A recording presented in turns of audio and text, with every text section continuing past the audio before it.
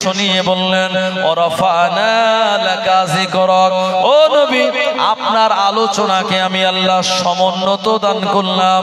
ফা ইন্না মাআল উসরি ইউসরা, সুতরাং আপনি চিন্তা করবেন না, কষ্টের পরেই স্বস্তি রয়েছে।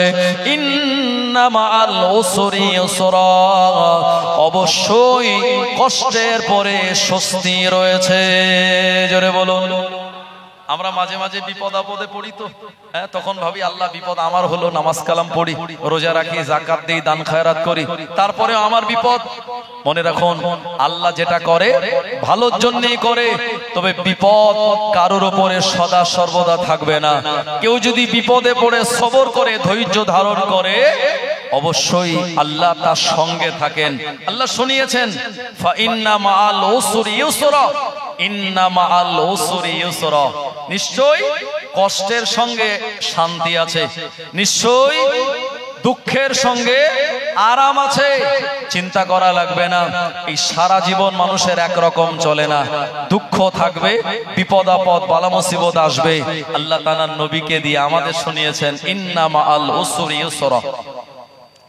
ফাইজা, অতঃপর ফাইজা ফারাগতা ফানসাব, আপনি যখন অবসর পান তখন আমার নামের আলোচনা করুন। ও ইলা রাব্বিকা ফারগাব, আর আপনি যখন বিশ্রাম পাবেন তখনই আমার এই নিয়ামতের শুকরিয়া এবং আমার আলোচনার ভিতরে আপনি মনোনিবেশ করুন। জোরে বলুন সুবহানাল্লাহ।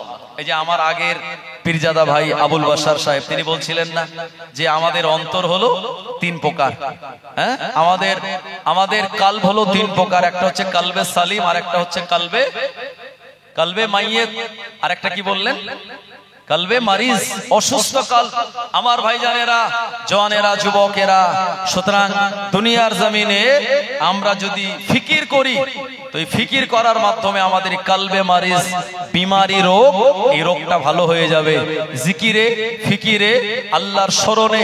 আমার ভাইজানেরা, সুতরাং দুনিয়ার জমিনে যখনই আমরা সময় অবসর পাই, আল্লাহ বলেছেন ফাইজা ফারাগতা ফানসাব ও ইলা রাব্বিকা ফারগাব, সময় যখনই আমাদের অবসর হয় তখনই আল্লাহর নাম স্মরণ করতে হবে। আল্লাহ তাআলার নেয়ামাতগুলি স্মরণ করে আল্লাহর এই নেয়ামাতের প্রতি, আল্লাহর স্মরণের দিকে আমাদের মনোনিবেশ করা লাগবে। একটু জোরে বলুন সুবহানাল্লাহ। কিন্তু আমরা করি, আমরা যখন অবসর পাই তখন আমরা ঘুমে ব্যস্ত। আপনি অবশ্যই ঘুমাবেন, কিন্তু ঘুমানোর আগে যদি এই দোয়াটা পড়ে নেন, আল্লাহুম্মা বিইসমিকা আমুতু ওয়া আহইয়া, ঘুম থেকে আপনি উঠলেন, আলহামদুলিল্লাহিল্লাযী আহইয়ানা বা'দা মা আমাতানা ওয়া ইলাইহিন নুশুর। আল্লাহ খুশি হয়ে যাবে, আমার বান্দা ঘুমিয়েছে, আমার বান্দা খেয়েছে, কিন্তু আমার শুকরিয়া আদায় করতে সে বাদ দেয়নি। আর যদি আমরা শুধু শুধু নাম আল্লাহর না নেই, জিকিরে ফিকিরে জবান যদি আমরা ভিজিয়ে না রাখি, বিশ্বাস করুন ওই মরণের আগে আমাদের কিন্তু কালেমা নসিব নাও হতে পারে। যে লোকটা সারা জীবন কালেমা পড়েনি, সারা জীবন আল্লাহর জিকির ফিকির করলো না, শেষ বয়সে তার কালেমা নসিব হবে বলে চিন্তা করা যায়? আপনি যদি সদা সর্বদা আল্লাহর জিকির ফিকিরে, আপনার আলোচনায় আপনার জবানকে ভিজিয়ে রাখেন, আল্লাহ চাইলে মরণের ঠিক আগের মুহূর্তে কালেমাটা আল্লাহ নসিব করে দেবেন। জোরে বলুন সুবহানাল্লাহ।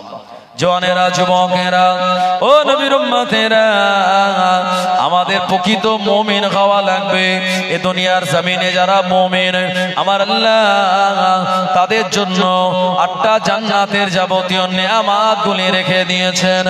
এই জান্নাতের ভিতরে একবার প্রবেশ করলে আল্লাহ পাক আর আমাদেরকে বাইরে বার করবেন না।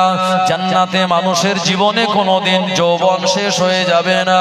জান্নাতে আমাদের খোদার কষ্ট লাগবে না, জান্নাতে পেরেশানি নয়, জান্নাতের ভিতরে বিপদ আপদ বালা মুসিবত আল্লাহ দেবেন না।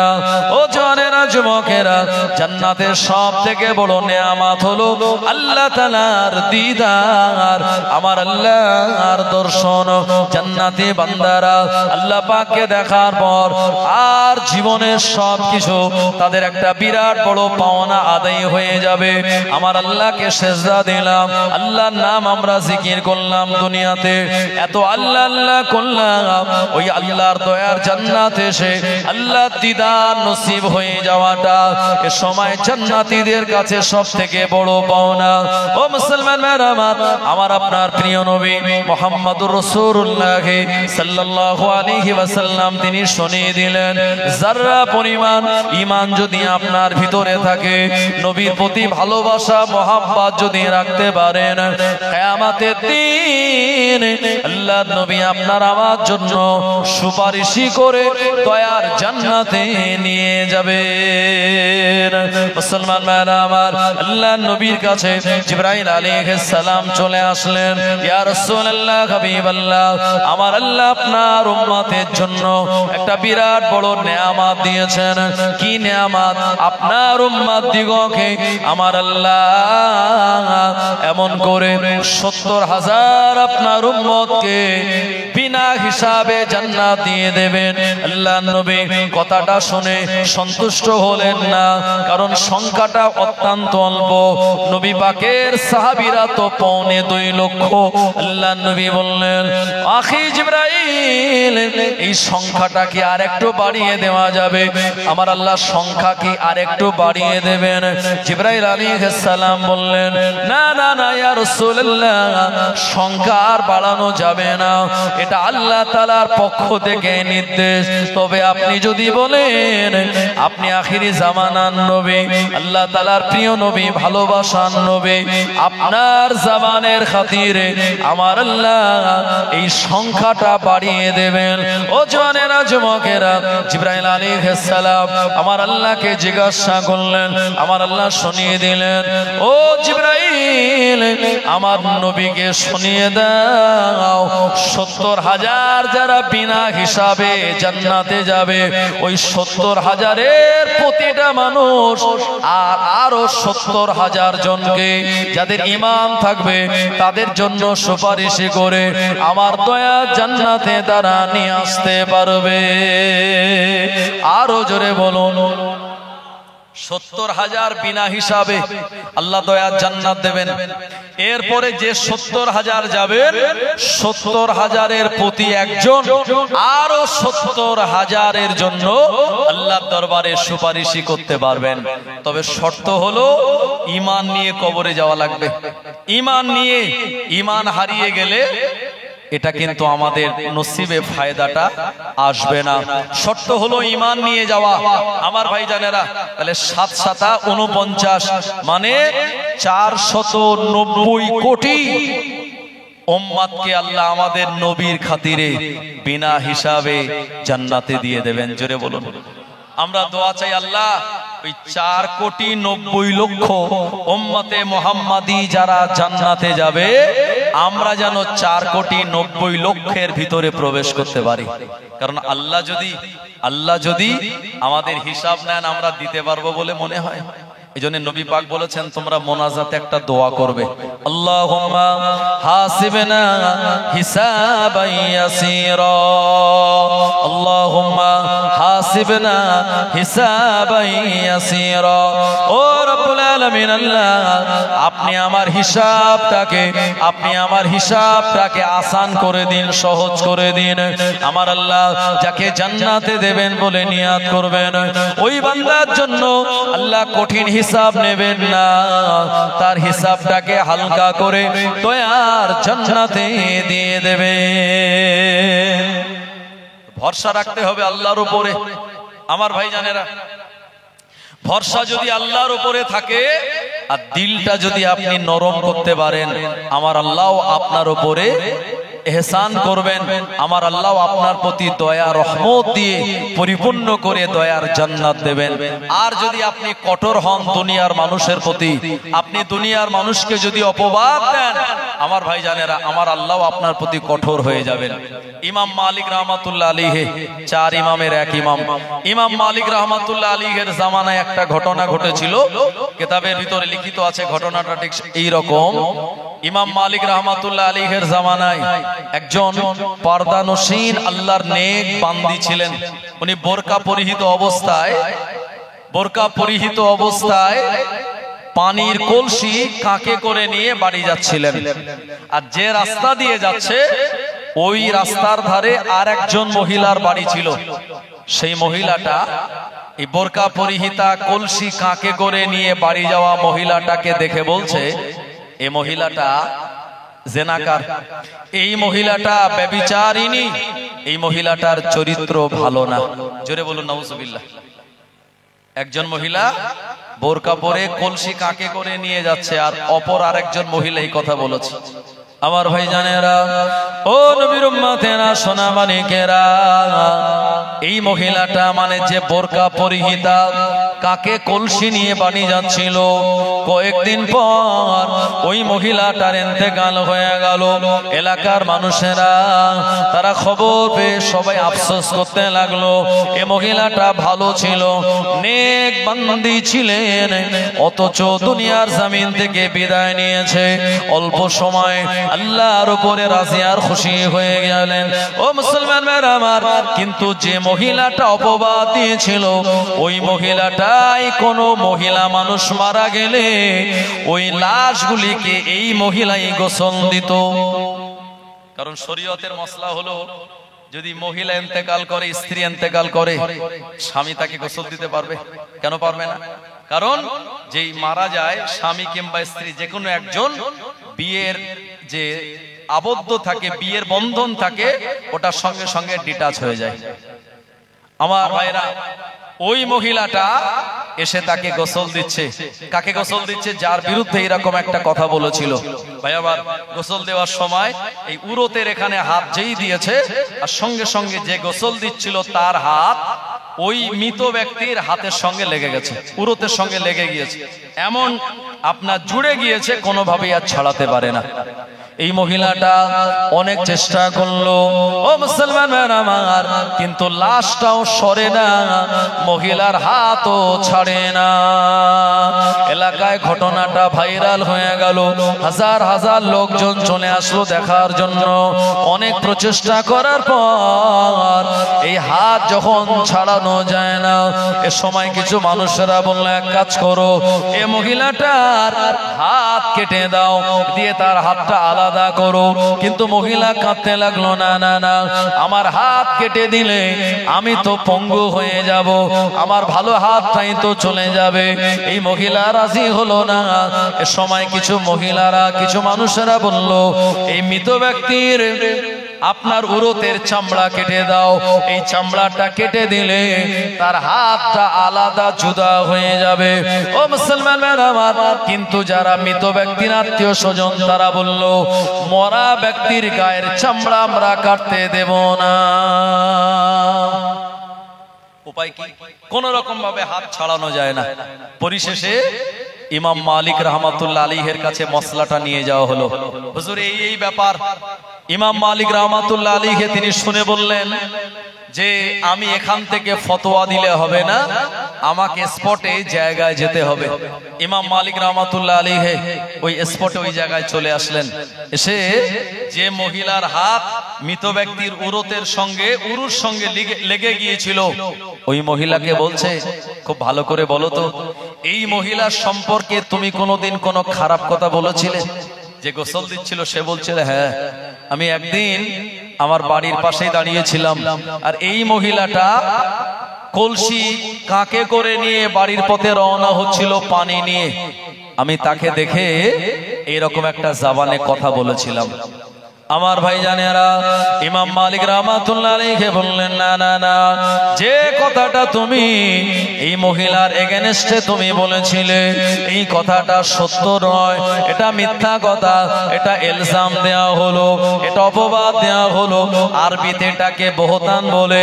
এমন অপবাদ দেওয়ার কারণে আমার আল্লাহর ইচ্ছায় তোমার সঙ্গে এমন ঘটনা ঘটে গিয়েছে, একজন সতী সাথী রমণীর উপরে মিথ্যা অপবাদ দেওয়ার কারণে এখন তোমার উপরে ৮০টা দোররা মারতে হবে।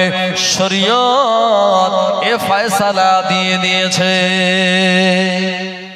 মহিলা বলল, তাহলে কিছু করার নেই, হাত যেহেতু ছাড়াতে পারি না, তো আমার পিঠের উপরে ৮০টা দোররা মারা হোক।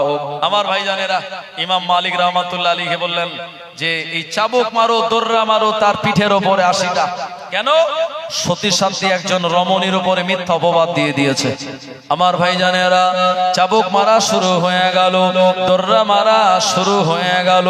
10টা 20টা 30টা 40টা 50টা 60 70 যখন আর চাবুক মারা হলো তখনও হাত ছাড়ে না। 79টা দোররা যখন মারা হলো এ সময় হাত খানিকটা ছেড়ে গেল, পরিপূর্ণ ছাড়লো না। সবাই দেখে অবাক হয়ে গেল।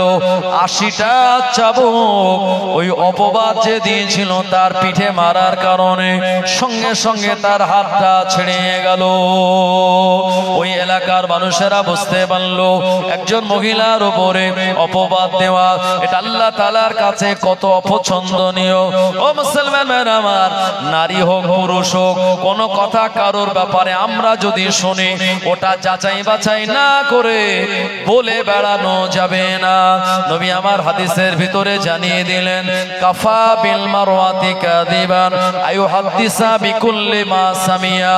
যে কথাটা সমাজে চলে ওটা যদি তোমার কানে পড়ে ওটা যাচাই বাছাই না করা পর্যন্ত অন্য কারোর সঙ্গে বলে বেড়াবে না। যাচাই বাছাই করে যদি শিওর হওয়া যায় কথাটা সত্য, ওটা যদি কোনো মুসলমানের বিরুদ্ধে যায় ওই কথাটা তোমরা গোপন করবে। আমার আল্লাহ তোমার জীবনের গুনাহগুলিও গোপন করে ক্ষমা করে দেবে। আর কোন মুসলমানের দোষ ত্রুটি যদি সমাজে বলে বলে বেড়াও আর বলে যদি মজা পাও তাহলে আমার আল্লাহ সমাজের কাছে তোমাকেও বেইজ্জতি করে দেবে। জোরে বলুন নাউজুবিল্লাহ।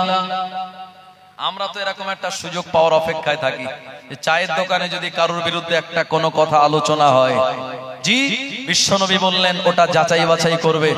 যদি তার বিরুদ্ধে যায় কথাটা আর বলবে না, চেপে যাবে। আর যদি তার পক্ষে হয়, ভালো কথা হয়, তো তাকে শুনিয়ে দেবে। আর আমরা কিন্তু তার উল্টোটা করি আমার ভাইজানেরা। সুতরাং জবান হলো সব থেকে ভয়াবহ একটা জিনিস।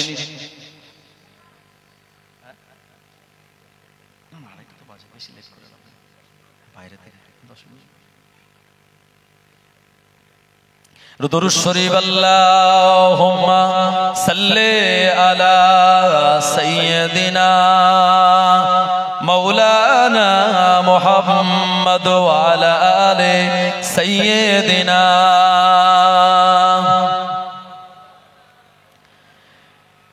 एक दिन हम भी मदीने जाएंगे,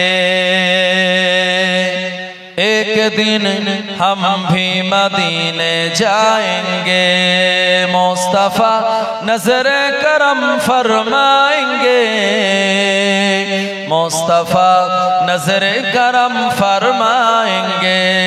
या नबी या नबी या नबी या नबी या नबी या नबी। साक़ी कौसर करम फरमाएंगे, साक़ी कौसर करम फरमाएंगे, हम पिएंगे ओ पिलाते आएंगे, हम पिएंगे ओ पिलाते आएंगे, मुस्तफा नजर करम फरमाएंगे, मुस्तफा नजर करम फरमाएंगे। या नबी या नबी या नबी या नबी या नबी या नबी। अल्लाहुम्मा सल्ले अला सय्यदिना मौलाना मुहम्मद व अला आलिहि मौलाना मुहम्मद। আমার ভাইজানেরা, আমি লম্বা চওড়া আলোচনা করব না। আমি প্রথমে আপনাদের সূরা দোহার তাফসীর শুনিয়েছি, তারপরে সূরা ইনশিরারের তাফসীর শুনিয়েছি। সূরা দোহার ভিতরে যে কথা বেঈমান বেদিনেরা বলেছিল যে মুহাম্মাদের আল্লাহ তাকে পরিত্যাগ করেছে, এটা হলো অপবাদ। কথা ঠিক কিনা? তো আল্লাহ এই অপবাদ সহ্য করতে না পেরে পূর্ণাঙ্গ সূরা দোহা নাজিল করে দিয়ে বললেন যে আমি আপনাকে ছাড়িনি, অদ্দুহা ওয়াল লাইলি ইজা সাজা মা ওয়াদ্দাআকা রাব্বুকা ওয়া মা ক্বালা, আমি আপনার প্রতি বিরূপ হয়নি এবং আপনাকেও ছেড়ে দেয়নি। এই বেঈমান বেদিনেরা কুফারে কুরাইশরা যেটা বলছে এটা স্পষ্ট অপবাদ। আমার ভাইজানেরা, তো আমরা যারা সেই নবীর উম্মত, আমরা যদি কোনো মুসলমানের ব্যাপারে কোনো কথা শুনি, ওটা কিন্তু আমাদের যদি ভালো কথা হয় তাকে বলবেন, আর খারাপ হলে চেপে যেতে হবে। সামনে রোজার মাস, রমজানুল মুবারক মাসে সাধারণত মানুষজন সকালের দিকে একটু কাজ কাম করলেও বিকালের দিকে অনেকেই একটু বিশ্রামে থাকে। আমার ভাইজানেরা, অনেকে রোজা রাখে। আল্লাহ পাক যেহেতু শুনিয়েছেন, ইয়া আইয়ুহাল্লাযীনা আমানু কুতিবা আলাইকুমুস সিয়াম, হে আমার বিশ্বাসী ঈমানদারেরা, তোমাদের উপরে রোজাকে ফরজ করা হলো, কামা কুতিবা আলাল্লাযীনা মিন ক্বাবলিকুম, যেমন ফরজ করা হয়েছিল তোমাদের পূর্ববর্তী নবীর উম্মতদের উপরে। ও মুসলমান ভাইরা আমার, রোজা হলো এমন, খালি না খেয়ে আমরা থাকবো না, না খেয়ে থাকতে হবে, জবানটাকে হেফাজত করা লাগবে। আমরা কানে খারাপ জিনিস শুনবো না, জবানে খারাপ কথা বলবো না। ও জওয়ানেরা, চোখ দিয়ে আমরা খারাপ জিনিস দেখবো না, এমন করে আমার হাতটাকে খারাপ জায়গাতে কাজে লাগাবো না, সুদ ঘোষের টাকা গুনবো না, আমার পাটাও কোনো খারাপ জায়গাতে নিয়ে যাব না। এ সবগুলিকে সংযত করে মেনে চলার নাম হলো রোজা। রোজা হলো ফার্সি শব্দ, আরবি থেকে সওম বলে, আর যার বহু বচন হলো সিয়াম। আমার ভাইজানেরা, আমরা রোজা রাখি, পরের গীবত করি। রোজায় আছে, দেখা গেল সে চোখ দিয়ে সিনেমা দেখছে, সারাদিন মোবাইলে সিনেমা দেখে কাটিয়ে দিল শুয়ে শুয়ে। রোজা রেখেছে, রোজা রাখার পর সে বিভিন্ন ভাবে সুদ ঘুষের কারবারের সঙ্গে জড়িত। সে রোজা রেখেছে, কানে হেডফোন লাগিয়ে ফুলদমে গান শুনছে। আমার ভাইজানেরা, এটার নাম রোজা নয়। খালি না খেয়ে কেউ যদি থাকে আর এই অন্যায় কাজ থেকে নিজেকে বিরত না রেখে, বিশ্বনবী বলেছেন, কোন প্রাণী যখন অভুক্ত অবস্থায় থাকে, আর যে রোজাদার রোজা রাখলো কিন্তু তার জবান বন্ধ করলো না, চোখে খারাপ জিনিস দেখা বন্ধ করলো না, কানে খারাপ জিনিস শোনা বন্ধ করলো না, তার রোজাটা হলো ওই প্রাণীর মতো যে সারাদিন না খেয়ে খালি ঘুরে ঘুরে বেড়ালো। আমাদের রোজাটা যেন এরকম না হয়ে যায়। আমার ভাইজানেরা, রমজানুল মুবারক মাস একটি বিরাট ভাইটাল মাস। এই মাস রহমতের মাস, এ মাস মাগফিরাতের মাস, এ মাস জাহান্নাম থেকে নাজাতের মাস। এ মাসে 1 টাকা দান করলে 70 টাকা দানের সওয়াব। এই মাসে আপনি 1 রাকাত নামাজ পড়লে আল্লাহ পাক আপনার নামায় আমালে 70 রাকাত নামাজের সওয়াব দেবেন। এই মাসে কোরআনুল মাজিদের একটি আয়াত তেলাওয়াত করলে আল্লাহ পাক আপনার 70টা আয়াত তেলাওয়াতের সওয়াব দেবেন। জোরে বলুন সুবহানাল্লাহ। সেই রমজানুল মুবারক মাস, এই প্রিপারেশন নেওয়ার মাস। এই মাসটার নাম হলো মাহে শাবান। আমরা গায়ে হাতে যে সাবান মাখি, সাবান নয় কিন্তু, শিন আইন বা আলিফ নুন, শাবান মানে আত্মশুদ্ধির মাস। এই মাসটা হলো রমজানুল মুবারক মাসের জন্য প্রিপারেশন নেওয়ার মাস। এই মাসে খাঁটি নিয়াত আমরা করে নেব, আল্লাহ আর কয়েকদিন পর শবে বারাত, তারপরে রমজানুল মুবারক। আল্লাহ আপনি আমাকে দিয়ে রমজানুল মুবারক মাসের সব রোজাগুলি রাখিয়ে নেবেন। শুধু তাই নয়, নবী পাক শুনিয়েছেন, মানুষেরা 11 মাস যা খাওয়া দাওয়া করে, ও মুসলমান আমার, এই 11 মাসের হিসাব কিয়ামতের দিন আল্লাহ তাআলার কাছে দেওয়া লাগবে। রমজানুল মুবারক মাসে আপনি যা খাবেন, যা পড়বেন, রমজানুল মুবারক মাসে যত দামি দামি খাবার আপনি খান না কেন, রমজানুল মুবারক মাসের হিসাব আমার আল্লাহ আপনার কাছ থেকে নেবেন না। জোরে বলুন। শয়তান টেনশনে পড়ে গিয়েছে, কারণ কয়েকদিন পর শয়তানকে বেঁধে ফেলা হবে কঠিন শক্ত শিকল দিয়ে। জাহান্নামের দরওয়াজা রমজানুল মুবারকের চাঁদ ওঠার সঙ্গে সঙ্গে আল্লাহ পাক এই জাহান্নামের দরওয়াজা বন্ধ করে দেন, জান্নাতের দরওয়াজাগুলি খুলে দেন, নতুন করে জান্নাতকে পরিষ্কার পরিচ্ছন্ন করা হয়। রমজানুল মুবারক মাসে জুমার দিন আল্লাহর কোন বান্দা ঈমান নিয়ে নিয়ে যদি ইন্তেকাল করে ওই বান্দা বান্দিটা সরাসরি আল্লাহ তাআলার দয়ার জান্নাতে চলে যান। মুসলমান ভাইরা আমার, নবী আমার শুনিয়ে দিলেন, মান সামা রমাদানা ঈমানা ওয়া ইহতিসাবান খরাজা মিন জুনুবিহি কায়াউমিন ওয়ালাদাতুহু উম্মুহু। কেউ যদি আল্লাহকে রাজি খুশি করানোর জন্য রমজানুল মোবারক মাসের রোজাগুলি আদায় করে রমজান চলে যাওয়ার পর আল্লাহ পাক তাকে এতটা বেগুনা মাসুম বানিয়ে দেন। কোন বাচ্চা মায়ের পেট থেকে ভূমিষ্ঠ হলে ওই বাচ্চাটার নামায় আমালে যেমন কোনো গোনা থাকে না, রোজা আদায়কারী বান্দা বান্দিকে আমার আল্লাহ এই রকম গোনা থেকে তাদেরকে মাসুম বানিয়ে দেয়। চার ইমামের এক ইমাম, ইমামে আযম আবু হানিফা রাহমাতুল্লাহ আলাইহি রমজানুল মোবারক মাস ছাড়া আরো বাকি একটানা 30 বছর রোজা তিনি রেখেছিলেন। বছরে 5টা দিন রোজা রাখা আমাদের জন্য হারাম, দুটো ঈদের দিন আর বকরা ঈদের পরে 3 দিন, ঈদুল আজহার পরে 3 দিন, এই টোটাল 5 দিন বাদ দিয়ে ইমামে আযম আবু হানিফা রাহমাতুল্লাহ আলাইহি এরকম একটানা লম্বা 30 বছর তিনি রোজা রেখেছিলেন। কোরআনুল মাজিদের পরে যে কিতাবের স্থান, এই কিতাবের নাম হলো বুখারী শরীফ। বুখারী শরীফের লেখকের নাম হলো আবু আব্দুল্লাহ মুহাম্মদ ইবনে ইসমাইল বুখারী।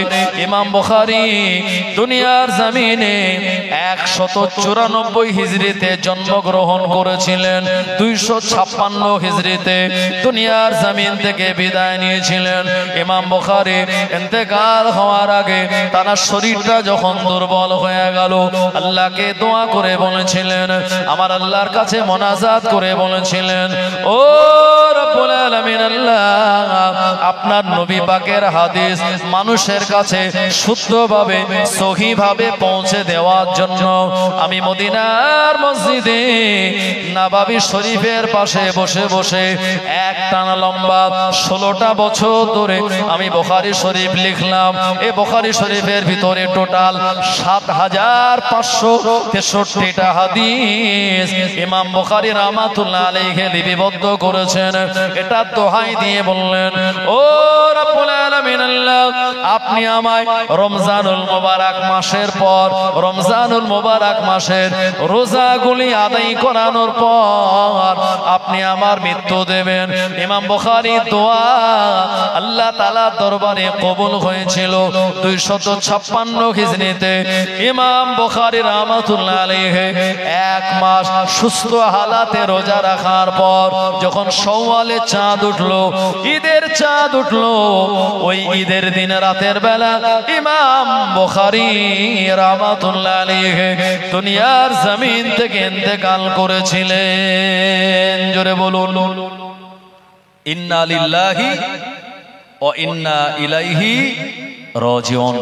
ইমাম বুখারীর দোয়া আল্লাহ কবুল করে বেগুনা মাসুম বানিয়ে রমজান পার করিয়ে ঈদের দিন রাতের বেলা ইন্তেকাল হলো। ঈদের নামাজের পর জোহরের নামাজ বাদ ইমাম বুখারী রাহমাতুল্লাহ আলাইহির নামাজে জানাজা এবং তানার দাফন কাফন হলো। আমার ভাইজানেরা, সোনা মানিকেরা, ইমাম বুখারী রাহমাতুল্লাহ আলাইহির মাজার দেওয়ার পর তার এই কবরের মাটি থেকে এত সুঘ্রাণ বার হতে লাগলো, ওই এলাকাটা দেওয়ানা হয়ে গেল। মানুষেরা সব ছুটে ছুটে এসে ইমাম বুখারী রাহমাতুল্লাহ আলাইহির মাজারের মাটি নিয়ে গায়ে মাখছে, কেউ সঙ্গে নিয়ে যাচ্ছে আতর হিসাবে বাড়ি নিয়ে যাবে, কেউ বাড়িতে আপনার হোম ফ্রেশার হিসাবে কাজে লাগানোর জন্য নিজের ঘরে নিয়ে চলে যাচ্ছে।